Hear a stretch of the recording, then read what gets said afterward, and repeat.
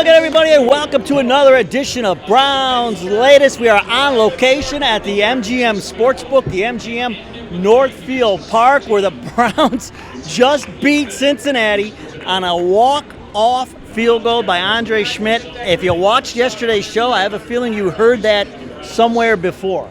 I called the Andre Schmidt redemption field goal yesterday in the bold predictions. He got it.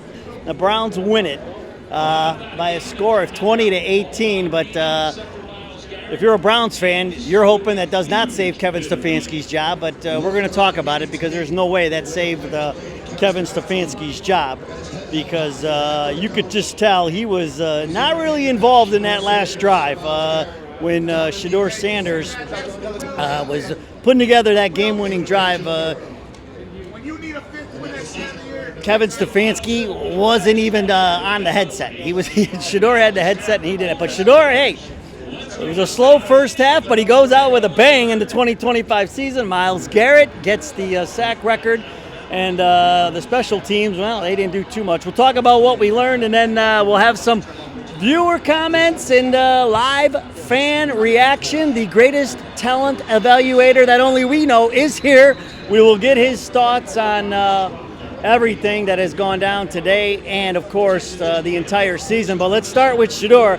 And it was very weird. It was like the halves were flipped. We're so used to the first half being the productive half offensively, and then the second half is when everything slows down and shuts down. But today it was completely different. It was the exact opposite. But the offense really didn't have the ball much in the first half because the defense was doing the job. Two defensive touchdowns, the big return on the pick six, and then the fumble recovery, the fumble return to scoop and score.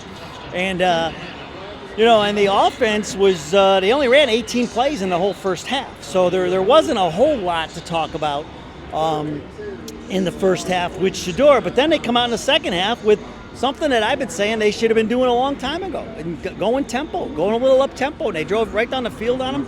First time they had the ball, and then the drive ends up stalling, and they kick a field goal. But there was a third and short there where the play clock was running down, and somebody should have called timeout. I mean, it was a critical point in the game. Points were at a premium in this game, and whether it's Shadur or comes from the sideline, somebody needs to call a timeout, and they end up taking the 5-yard penalty and then end up settling for the field goal. But in the end, it doesn't hurt the Browns. But on that drive, too, Shadur threw a beautiful pass to Sal Cannella.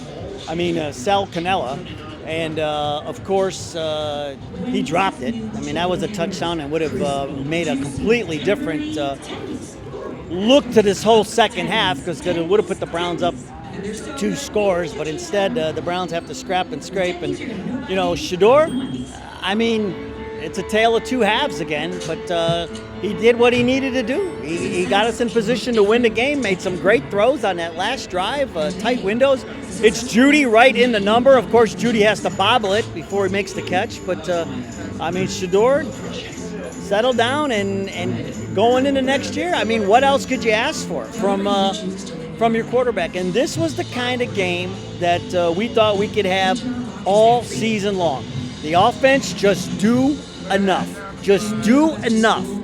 And let the defense do its thing, and you're going to win some games. And so, I gotta, a Shadur, if you're going to grade Shadur, like a C+, C-. I mean, he did enough to win the game.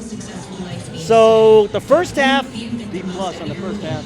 Yeah, it's like it evened out. It's like it was like a D in the first half, a B in the second half, give them a C. I mean, and now some of it too was the play calling, and we'll talk about that. But let's talk about the defense, and of course, Myles Garrett. And I have to tell you, this place erupted when Myles Garrett set the record, when he finally got to Joe Burrow. Everybody was getting concerned. We had people sitting in here saying he's not going to get it. He's not going to get the record. But I believed. I knew Myles was going to rise to the occasion. And but let's talk about special teams first. I mean, can we ever just get a critical return when we need one, like at the end of the game? No, we never get that. And then We're fielding punts inside the 10. That's on coaching. Every coach that I've ever known, when you're talking special teams and fielding punts, you stand on the 10-yard line. If it goes over your head, you let it go. You let it go into the end zone. And we're fielding punts on the 5 and getting tackled on the 3. So if Ventrone hasn't been fired yet, it should be happening here in the next 5 minutes. I mean, that guy is as good as gone because the special teams unit has been a huge problem. But Jim Schwartz and the defense rises to the occasion again. Devin Bush with the 97, his second pick six of the year, 97 yards for the touchdown. It was tipped by Shelby Harris, and then Myles Garrett had the nice block downfield. And then the celebration penalty, which we'll get to in a minute. And then Sam Webb on the Noah Fant fumble. Scoop and score.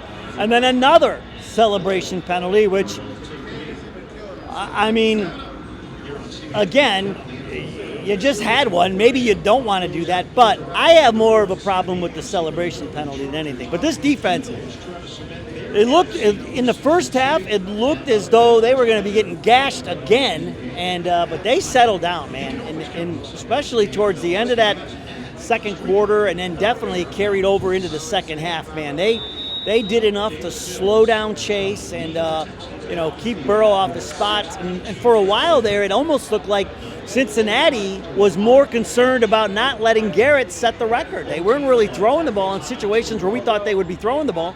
But they went ahead and just stayed with Chase and the running game. But the Browns adjusted. Schwartz adjusted, and that really started to change the tone in the second half, especially after that long first drive by the offense. They put that long drive together, and then it it just kind of settled down the defense too. So that's what I mean. A little bit of offense is all you need. A little bit of offense. Get your defense going, and that's what happened here. And so, it doesn't take a ton of offense to win games when you have a defense like ours. And so that's why it's going to be critical, man.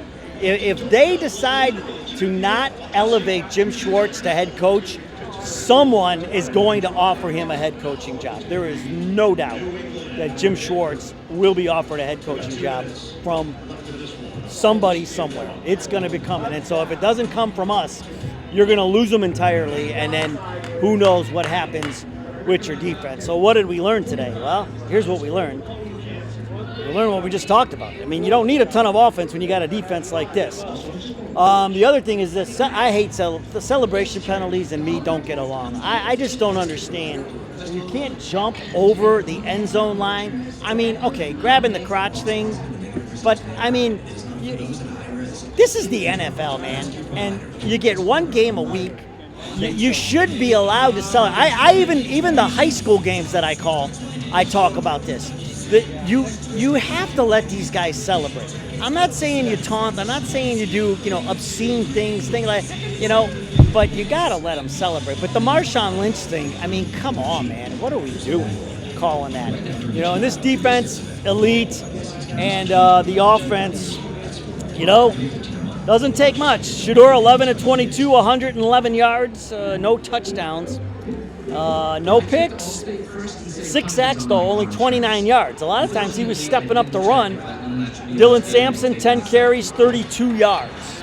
The Rocket 5 carries for 26. Ed Tillman, your leading receiver with 1 catch, 23 yards. Corley had 2 catches for 20 yards. Judy 2 for 17, and he double catches almost everything, so he should get credit for that too. So, but it's just one of those things, man. You just muster up enough offense and let your defense. This is how we could have won so many games in the first half of the season if we had a quarterback that could. I still think Tommy Rees took over full-fledged in the second half. That's the way it looked to me, and we'll talk more about that in a second. But let's get some viewer comments in here, and then we'll get some live reaction. But first, we'll start with Brian Richards, who says, Kevin Stefanski cost the Browns a playoff bid. With that defense, the Browns might have made it. And I think that is the sentiment of about 99.99999% of Browns fans. If if we had any semblance of an offense this entire season, we'd be in the playoffs. It's all about your reaction, says, speaking of coaching changes, doesn't want Cliff Kingsbury. Says, heck no to Kingsbury. No. Now, Kingsbury, I mean, he knows how to put together an offense. You saw what he did with Jaden Daniels last year. Will he be in the mix? The word right now is there's a meeting going to happen right after this game. Originally, the meeting was supposed to happen tomorrow, but I think whatever decision has been made, it's been made, and I think that last series of the game told you everything you needed to know. Kevin Stefanski is gone. He was not even on the headset when Shadur was talking to Tommy Reese up in the booth. That just tells you everything you need to know. So Boppet wants to know, would you consider Mike Tomlin if the Steelers lose and decide to part ways with him? One, I don't think the Steelers are losing. Two, I don't think they're going to part ways with Mike Tomlin. I don't know. They'd really have to have something lined up to part ways with Mike Tomlin. I don't see that happening. And then at Cesar Reg says, you made me leave your video when you talked about Antonio Pierce. Now remember, Antonio Pierce is a name that keeps coming up. I don't think Antonio Pierce will be our guy. I still think it will be Jim Schwartz, and let's start getting some opinions from some of the people who are here at the Sportsbook, and we start with, there he is, the greatest talent evaluator that nobody knows, Thraso Thrasavulu, and we sat here and watched this game together, and okay, your first reaction, is Kevin Stefanski gone? Yeah, I don't see him surviving. It seemed pretty obvious. Just lead all through this week with the post on X and what all the insiders were saying. It just seemed like it's a foregone conclusion. 6 years. I mean, you haven't won much in 6 years. It's just time to part ways. I think, my opinion, probably be a mutual thing. Okay, I think he wants a fresh start just as much as the Browns want a fresh start. They want to correct their old ways of the Haslams of not firing everyone, too soon. Right. They wrote it out 6 years. 6 years long enough. That's a lifetime in the NFL for not winning. I thought that last drive was really telling when they took that sideline shot and Shadur had the headset on and Stefanski looked like he was making dinner reservations or a tea time or booking his trip to Cancun over there. Yeah, because we both looked at each other like, man, he's not even on the headset. Not even involved. Shadur put the headset on and he's talking to point, and you see that he's animated. They were trying to figure something out. As Kevin Stefanski was just there. He was a passenger in the car. So, do you agree with me? Does it seem as if maybe Tommy Reese took over all of the play calls in the second half? Something happened because the first half was just terrible by the offense. It was just terrible. Nothing. I mean, the play calls were terrible. We couldn't do anything. But talk about the things that you were calling out during the game. So Thraso's son, All-American at Mount Union this year, cornerback. Costa Thraso. There he is, Mount Union. Should be playing for the championship. They should have been playing for the D3 championship today, but Thraso understands a lot about defenses and what defenses do. But talk about the Stefanski offense and why it's so predictable. And you were calling it out in the first half. With the 2 and 3 personnel, 13 personnel, so everything's bunched up. You bring the defense in. It doesn't allow the defense to declare: are they in man? Are they in zone? Are they blitzing? Are they dropping off? When you're bunched up together that tight, no one declares. It's more easy to disguise their coverage, which confuses them. Once you spread out the defense, now guys are going to have to declare. They still disguise it, but they can't disguise it as easy. So now you got declares. Now you got the man indicators with the motions. So okay, this DB is following quarterly across the formation. We know it's a man cover. The blitzers are going to identify themselves early because now they're not 4 linebackers lined up together or 3 linebackers and a safety.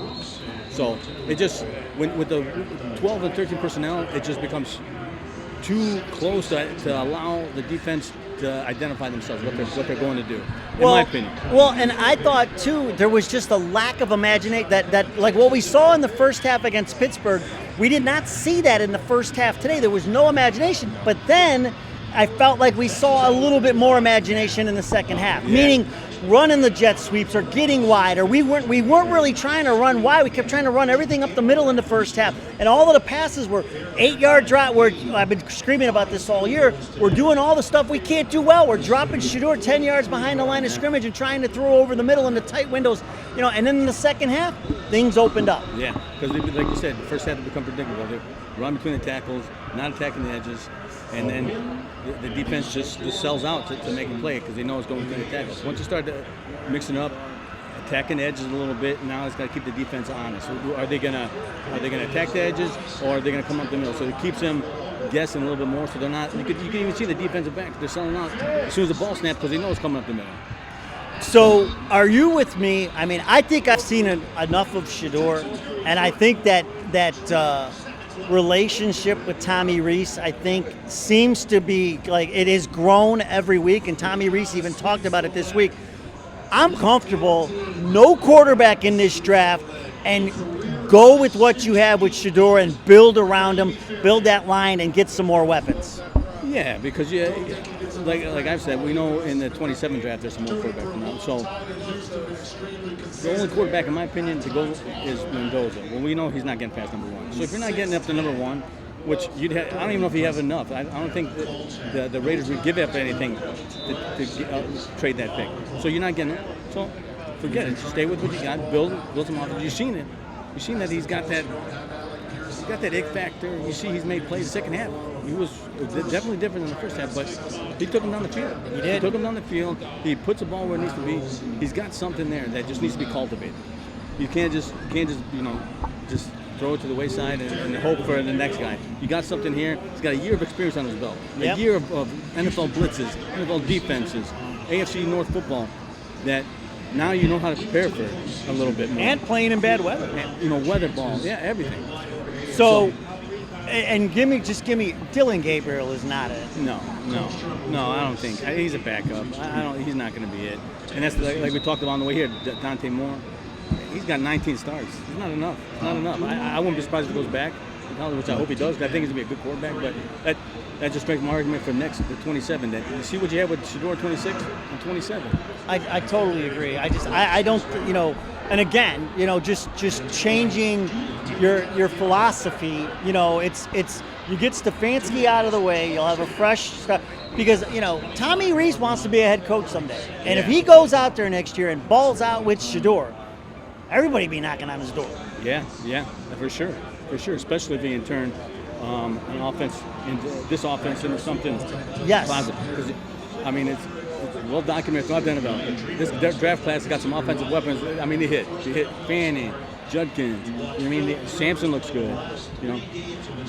Isaiah Bond. Who never why we don't get him involved in the offense until the fourth quarter. Yeah.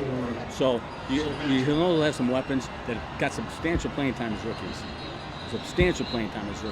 So you're gonna have some type of weapons. Now you're gonna have draft picks. Just keep building around offensive players, offensive line. If you got some of those blue chip defensive players fall in your lap, you take best player available and you build a roster. Change your scheme, your offensive scheme, and go with it. Is Jim Schwartz the next head coach?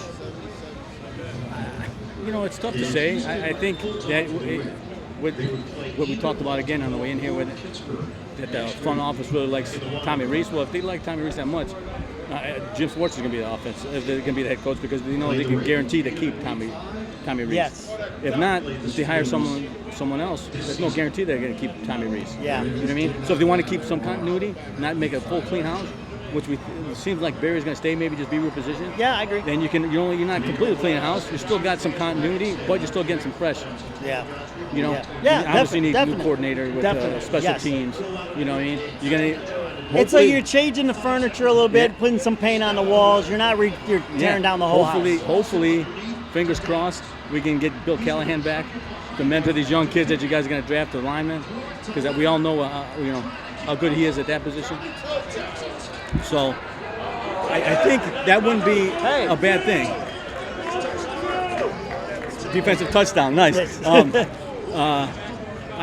think that would be a way to make less of an impact. Because I agree. Because what the Haslam's have shown us that they're trying to change their old ways. So maybe that makes sense, for them not to completely just fire everyone in the building and start all over, because they got a good defense. I still think there's some holes in the defense, but I still think it can. It's fixable. Still pretty good. Still good defense. So maybe they do something like that just to minimize the turnover. Yeah, I agree, man. But you still need players. You can utilize those draft picks. Don't go for the quarterback where you're going to have to give up. I don't even know if you have enough stuff to give up to number one. I don't think you do. So you're going to be in a top 10 pick. What are you going to get? I don't know, 7, 8, 9, 10 pick? Yeah. You still got second round, first round, you got picks. Yep. You got a ton of mid to late round picks that you can, package. Get some players. Get players. Dabble a little bit in free agency. You don't have a lot of money, but you can still get some free agents to help with this roster. Look at Tevin Campbell. Campbell was absolutely awesome. Yeah, they revamped the defense this year through free agency and draft picks. Yeah. That's what they have to do to this offensive line. That's what I think, that the offensive line, it's not going to be all draft picks. It can't. You need some experience. Right. So they'll probably have to get some free agents. Maybe Batonio comes back, maybe he doesn't. He seemed, kind of on the fence about that. But you're going to have to do draft picks and free agency for the line, offensive line. Yeah. The weapons, I think you can do in the draft, but I think the offensive line is going to be, you have to, a mix. Yeah, a mix. And we even talked about it, too. We've said there's Pro Bowlers in the second round on the offensive linemen. You can get Pro Bowlers in the second and third round for sure. For sure. Look at Joe Batonio, the second round pick. See, there you go. And see, this is why we bring them in, because the insights that Thrasso, so when you get Grizzer and the Greek when he's around, and Thrasso, man, great insight. And we'll see. I have a feeling this video is I think it's gonna happen fast. I think this video is gonna be dated very quickly. I might be making a new one tonight. Now we got to get the younger generation's point of view, and you've seen him. He's back. Colin from Streetsboro. I think he lives at this sports book. It's the only time we ever see him is here at the sports book. And all right, so Colin, first things first. Do you want Kevin Stefanski to stay? No, I still think he gets fired, but I do think everyone's hooting and hollering and happy about the win. I think in 2 months from now, I think everyone's like, maybe we should have lost that game, because I think draft pick does matter. It'll be interesting to see. I think, if you're watching this video at this point tomorrow, there's a good chance that Stefanski gets fired. Personally, I think Barry stays, Stefanski gets fired, and I don't know what to do with the quarterback situation. There's a lot of different things that they could do. My gut tells me that they bring somebody in, whether it's, I don't think they draft a rookie, but whether it's Malik Willis, Mac Jones, Davis Mills even, I think they bring in someone else to compete for the starting job next year. Because normally when you have a head coach getting fired, everyone brings in their own, head coach brings in the general manager or vice versa. So kind of what is it going to look like if Barry still has the power of hiring the head coach and what that's going to be like? So it's going to be a really interesting 24 hours. Well, I think Dylan Gabriel as a backup is because here's what I'm going to say, where if you don't have to spend money, you won't, because you have two guys on rookie contracts. Correct, and you're also paying Deshaun Watson $40 million a year. But they're going to get that money back that's going to help the insurance money. But they are still paying it. I do think there's a chance that next year's quarterback room consists of Gabriel, Shadur, Deshaun, and some older veteran that comes in, similar to Flacco, when Deshaun competes for the starting job again. I don't know. It'll be these next 24 hours. It's going to be interesting. Yeah, well, I think they'll cut Deshaun after June 1st, and they'll restructure. They're going to do some things with the money and spread that out over the cap. But so with the draft, I am 100% not drafting a quarterback. Well, I think the thing now is that you're not picking in the top 5, so I don't think the value is going to be there for a quarterback. I'm always talking about value, regardless of what it is. But you're going to assume that whoever comes out, whether it's Mendoza, Moore, whoever it is, they're going to get taken in the top 5 or it's close to it. I don't see the Browns drafting a quarterback if Barry stays, because Shadur is Barry's guy, so I think they give him the benefit of the doubt of one more offseason. I don't think Shadur played particularly well today. I also know that he's playing on a backup offensive line. A lot of his weapons are out, so this is a makeshift, but you're running out of the window of your guys that on defense. Well, it's Ward, Miles, Carson Sweater's going to be in second year. Like, you have a window to go make the playoffs. It's about who do you trust at quarterback to be able to manage the offense to do that. But I think wide receiver is the one position that you absolutely have to get in the first round next year. But if Canella catches that touchdown, it changes the whole complexity of the second half. Yes, but I also think that, again, this comes down to Kevin Stefanski, is who's really calling the plays, who's managing the game from a play calling standpoint, and do you trust Shadur enough, which he went down the field and set up the field goal and looked good there. It's one of the times where, like, there's no answer, you know, like nothing will surprise you. To me, it's clear. To me, it's clear. I think, you know, you get that stability from just you've seen enough from Shadur. We don't know what was going on behind the scenes with who was calling the plays when. But honestly, to me, it looked like Stefanski had his hands in it in the first half today, and in the second half, we looked much more innovative. We looked a little more creative, and I mean, they ended up getting the win. I don't think Thomas. I think it's too early to form a real opinion on Tommy Rees. I agree. I totally agree. But I don't think he is ready to be a head coach. No, not a head coach, but to give him full reign of the offense. And this is where it comes into the fact that if you go out and hire a head coach that is defensive-minded, and you know, Tommy Rees stays, or you bring in another offensive coordinator, let him do his thing, that's where I think where I would go. Where you're looking at either Schwartz gets promoted. I love Jesse Minter from the Chargers. There's a couple other defensive. Flores, but like, you don't want to bring in a defensive guy that will flip the whole defense. You want to stay with a 4-3 guy. Correct, because it plays into the Browns' strength. So yes. Then again, it's all these questions of, does Kevin get another year? Because of what it'll be fun to see in the next 24 hours. All right. Well, yeah, like I said, I think this is going to happen fast because thanks, Colin. Colin from Streetsboro. There you go. Here at the sports book, and I think it's going to happen fast because originally that meeting was supposed to be tomorrow morning, and there were reports now that this meeting is happening after the game. So if something happens later tonight, we will get you a breaking news video. But for now, Browns beat the Bengals, which is great. Shadur leads a game-winning drive. Andre Schmidt kicks a walk-off field goal, and which I predicted in the bold prediction. I thought it was going to be 30-27. I didn't have the score right, but I had the ending right. And thank goodness the kicking situation has been settled at least this year. So, all right, that's going to do it from the sports book, and we'll be back tomorrow. We'll be following the Stefanski firing story. Black Monday. We will be all over Black Monday tomorrow. All right. Thank you to Tharasso. Thank you to Colin. Thank you for watching. Go Browns. We'll see you next time.